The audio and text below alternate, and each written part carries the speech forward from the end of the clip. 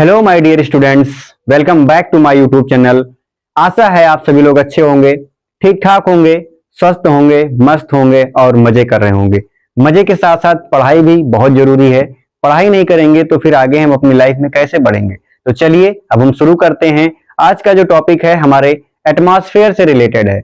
जैसा कि आप सभी लोग जानते हैं कि एटमॉस्फेयर जो होता है हमारे चारों ओर क्या है, सराउंडिंग में जो होता है वो होता है इन्वायरमेंट। ठीक, हमारे सराउंडिंग में जो भी चीजें उपलब्ध होती हैं वो होता है इन्वायरमेंट। लेकिन हम बात कर रहे हैं एटमॉस्फेयर की, तो जो हमारी अर्थ है उसके बाहर उसको जो है एक थिक लेयर कवर करके रखती है, उसी को क्या कहते हैं, एटमॉस्फेयर कहते हैं। हमारे अर्थ को कौन सराउंड करता है, एयर की थिक लेयर जो है सराउंड करती है, उसी को क्या कहते हैं, एटमॉस्फेयर कहते हैं। ठीक, तो एटमॉस्फेयर को अगर पूछता है क्या है, the thick layer which surrounds our earth is known as atmosphere. ऐसी थिक लेयर जो हमारे अर्थ को सराउंड करती है, घेर के रखती है, उसी को क्या कहते हैं, एटमॉस्फेयर कहते हैं। ठीक, तो एटमॉस्फेयर में कंपोजिशन होता है, एयर का जो है मिक्सिंग होता है। आप लोग देखते हैं कि आपके आसपास जो हवा चलती है, आप जब सांस लेते हैं तो उसमें बहुत सारी गैसेस मिक्स होती हैं। ठीक, तो उसमें सबसे ज्यादा गैस कौन सी पाई जाती है, हमारे एटमॉस्फेयर में सबसे ज्यादा गैस पाई जाती है नाइट्रोजन। ठीक, सबसे ज्यादा गैस पाई जाएगी नाइट्रोजन 78%। ठीक, फिर उसके बाद पाई जाती है ऑक्सीजन। ठीक, ऑक्सीजन पाया जाता है कितना, 21%। ठीक, फिर उसके बाद बात आती है दूसरे गैसों की, अदर गैसों की आती है तो 1% पाए जाते हैं अदर गैस। अदर गैस कितने पाए जाएंगे, 1% पाए जाएंगे। ठीक, ये दोनों मिला के हो गए 99%, अदर गैस में आपका आ गया 1%। इसमें क्या आता है, जो CO2 आपका होता है, कार्बन डाइऑक्साइड जो होता है 0.03% होता है। कार्बन डाई की क्वांटिटी कितनी है, 0.03% है। अगर ये कार्बन डाई का रेट बढ़ेगा, परसेंटेज बढ़ेगी, तो ये ह्यूमन बीइंग के साथ साथ बहुत ही प्रॉब्लम क्रिएट कर देगा हमारे एटमॉस्फेयर के लिए। अब इसमें और गैसेस भी पाई जाती हैं अदर्स में, हीलियम है, नियॉन है, आर्गन है। ठीक, आर्गन है, ये सारी गैसें इसमें पाई जाती हैं। ठीक, हीलियम आप लोग जानते ही हैं किसमें यूज किया जाता है, जो गैस वाला गुब्बारा होता है जो ऊपर उड़ता रहता है बैलून, उसमें हीलियम भरा जाता है। कंपोजिशन ऑफ एयर हम लोग जान गए बहुत ही शॉर्ट में। अब हम लोग पढ़ते हैं कि जो एटमॉस्फेयर है उसकी लेयर्स कितनी होती हैं। तो हमारे एटमॉस्फेयर में बेसिकली 5 लेयर्स पाई जाती हैं। ठीक, हमारे एटमॉस्फेयर में कितनी लेयर पाई जाती हैं, 5 लेयर पाई जाती हैं। उनमें सबसे पहला लेयर आता है ट्रोपोस्फेयर, फिर स्ट्रेटोस्फेयर, मीजोस्फेयर, थर्मोस्फेयर, एक्सोस्फेयर। ठीक, ये 5 लेयर्स हैं, हमने शॉर्ट में लिखा है, एक एक को मैं एक्सप्लेन करूंगा। तो जो ट्रोपोस्फेयर होता है उसकी लेंथ कितनी होती है, सॉरी उसकी हाइट कितनी होती है, जो अर्थ से ग्राउंड लेवल से कितनी ऊंचाई तक इसकी लेयर होती है, 0 to 12 किलोमीटर कौन होता है, हमारा ट्रोपोस्फेयर होता है। मीन सबसे पहला लेयर कौन सा है, हमारे अर्थ का ट्रोपोस्फेयर है। इसकी लेंथ हो गई आपकी 0 to 12 किलोमीटर होती है। अब ये जो है बहुत ही इंपॉर्टेंट लेयर हो जाता है, पहला वाला जो लेयर है, first layer of our atmosphere is very essential for all living being. ठीक, जितने भी लिविंग बीइंग है सबके लिए ये क्या है, बहुत ही एसेंशियल है, क्योंकि जो भी है पेड़ पौधे मनुष्य जितने भी हैं, जीव जंतु, जंगली जीव जंतु, सब यहीं पे रहते हैं। ठीक, पहले ही लेयर में रहते हैं। और यहाँ पे बहुत ही डेंसी ये होता है, डेंसी होता है मतलब यहाँ पे जो गैसेस होती हैं, एयर जो होता है बहुत ही अच्छी मात्रा में पाया जाता है। ठीक, जो वेदर का चेंज होता रहता है वो भी यहीं पे होता है।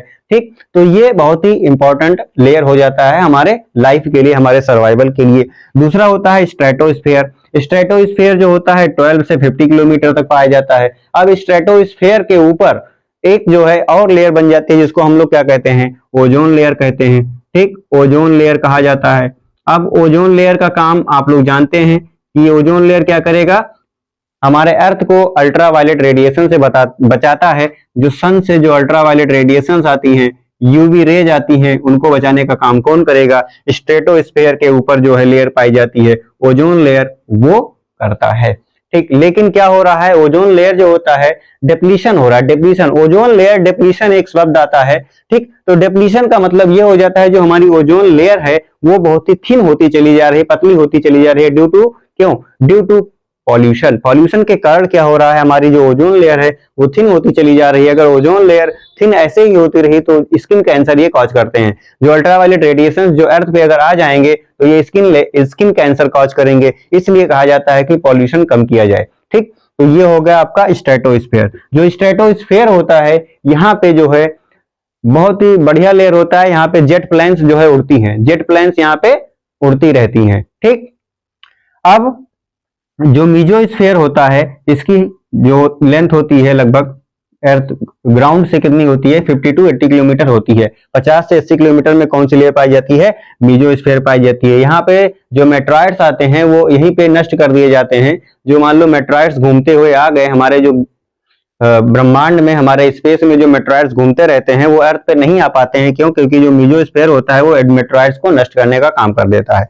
अब जो थर्मोस्फीयर होता है, थर्मोस्फीयर जो होता है ये बहुत ही हीट होता है, जो इसका टेम्परेचर होता है बहुत ही ज्यादा होता है। ठीक, थर्मो का मतलब ही हीट होता है, तो इस लेयर का टेम्परेचर बहुत ज्यादा होता है। ये 80 से 700 किलोमीटर तक पाई जाती है। अब थर्मोस्फीयर का काम क्या है, थर्मोस्फीयर का जो है टेम्परेचर ज्यादा है। अब थर्मोस्फीयर के ऊपर एक लेयर और पाई जाती है जिसको कहते हैं आयनोस्फीयर।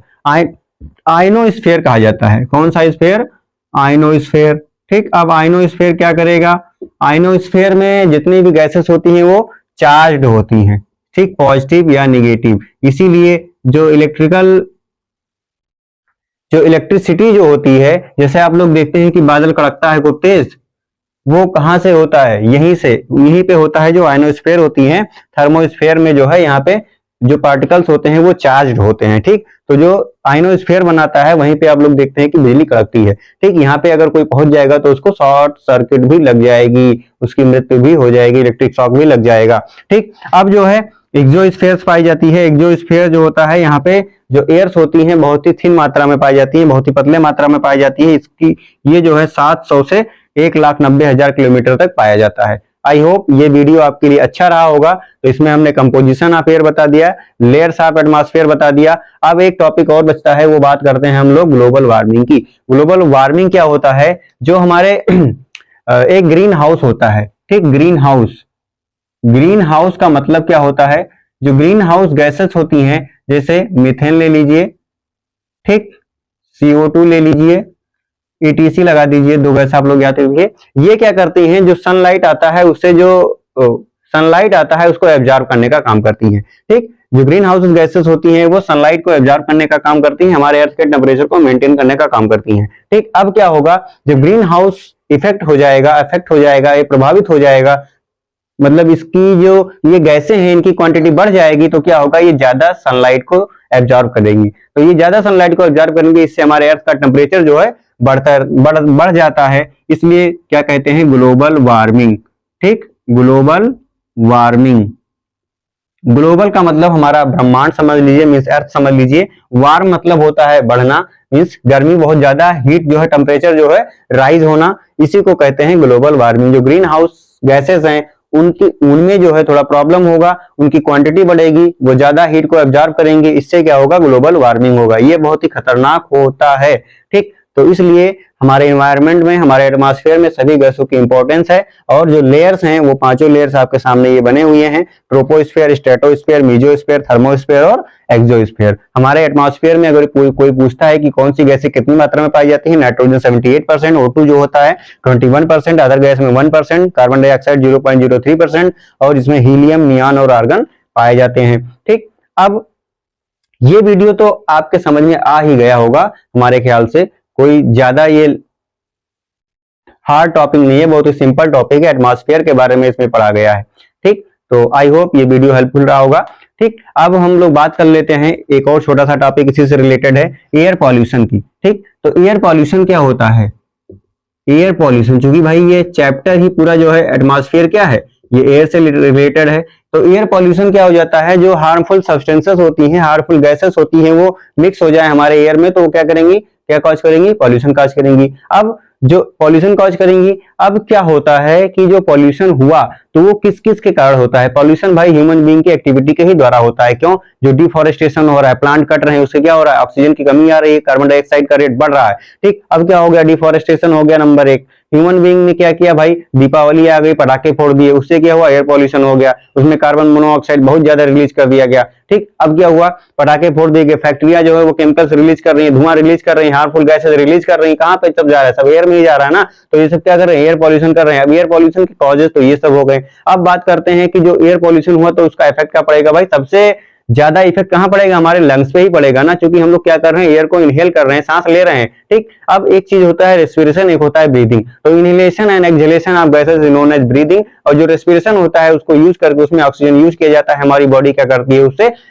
फूड का ब्रेकडाउन करती है और एनर्जी का फॉर्मेशन करती है, वो होता है रेस्पिरेशन। ठीक, तो आप जब सांस लिए तो आपने एयर लिया, अगर पॉल्यूशन वाला एयर लेंगे तो इससे क्या होगा, आपके लंग्स में प्रॉब्लम होगा, रेस्पिरेटरी प्रॉब्लम हो जाएगा। मेन प्रॉब्लम क्या होगा, रेस्पिरेटरी प्रॉब्लम हो जाएगा, हेडेक हो जाएगा, आपको सिर दर्द होने लगेगा, काफिंग हो जाएगी, खांसी आने लगेगी। और साथ ही साथ क्या होगा, यहाँ पे जो आप लोग देखते हैं कभी कभी दिल्ली में दीपावली के दूसरे दिन कुछ दिखाई नहीं देता है, क्यों होता है, क्योंकि एयर पॉल्यूशन के द्वारा ही होता है। जो एयर पॉल्यूशन से क्या होता है, इनफर्टिलिटी भी हो जाती है, लोगों के अंदर नपुंसकता भी आने लगती है। और जो एयर पॉल्यूशन है उससे क्या होता है, अस्थमा वाली बीमारी हो जाती है। अस्थमा का मतलब ये होता है कि लोग सांस लेने में दिक्कत हो जाती है, उनको इनहेलर दिया जाता है कि जब भी आपको प्रॉब्लम हो तो सांस ले लीजिए। आई होप वीडियो आपके लिए अच्छा रहा होगा। अगर कुछ डाउट हो तो प्लीज कमेंट करके जरूर पूछ लेगा। Thank you for watching and आप लोग अगर नए हैं तो प्लीज हमारे चैनल को सब्सक्राइब कर लीजिएगा और शेयर कर दीजिएगा, प्यारा कमेंट भी कर दीजिएगा। थैंक यू, जय हिंद, जय भारत।